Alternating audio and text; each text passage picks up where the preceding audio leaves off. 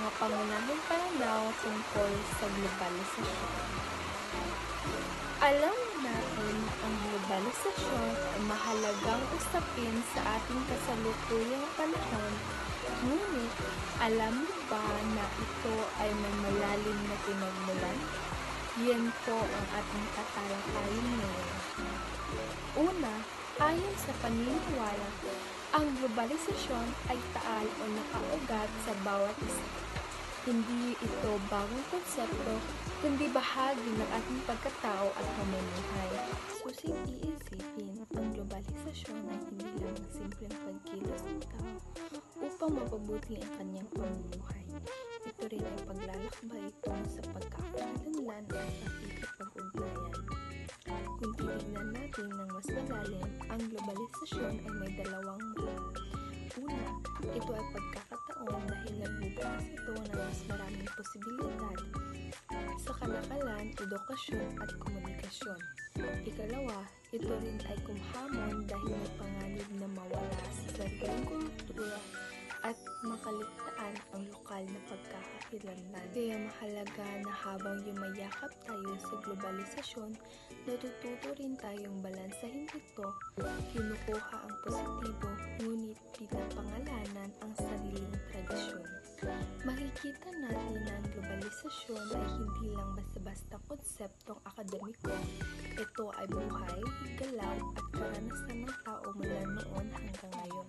Kung paano natin ito ipapamuhay, iyon ang magtatakda kung ito'y magiging biyaya o balakid sa ating lipunan.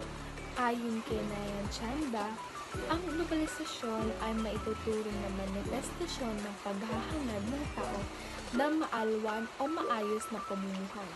Ibig sabihin, natural na sa tao ang maghanap ng paraan upang gumanda ang kanyang buhay. Halimbawa, noon pa man ang mga sinaunang tao ay nakikipagkalakalan upang makuha ang mga produktong wala sa kanilang lugar tulad ng asin, tela at pampalasa. Mayroon ding hangaring magpakalat ng pananampalataya gaya ng mga misyonerong Kristiyano at Muslim na naglalakbay upang ipakilala ang kanilang paniniwala. Bukod dito, may mga taong naging mandirigma, mananakop, tulad ng mga imperyong Romano at Kastila na ginamit ang kanilang kapangyarihan upang palawakin ang nasasakupan.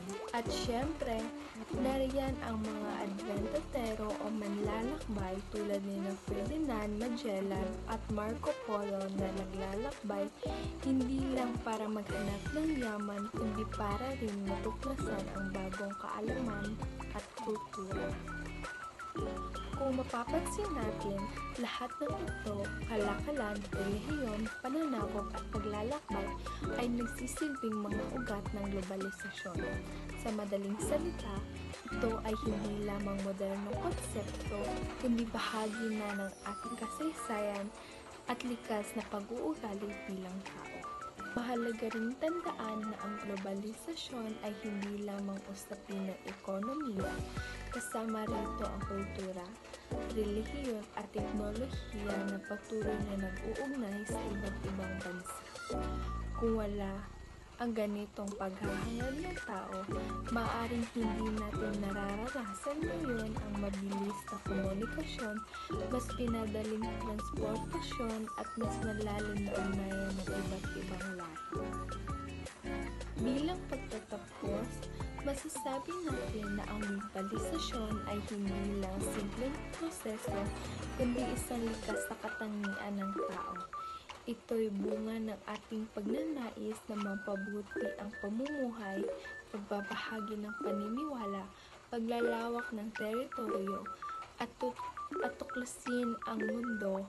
Kaya naman, hanggang ngayon patuloy itong humuhubog sa ating kasalukuyang lipunan.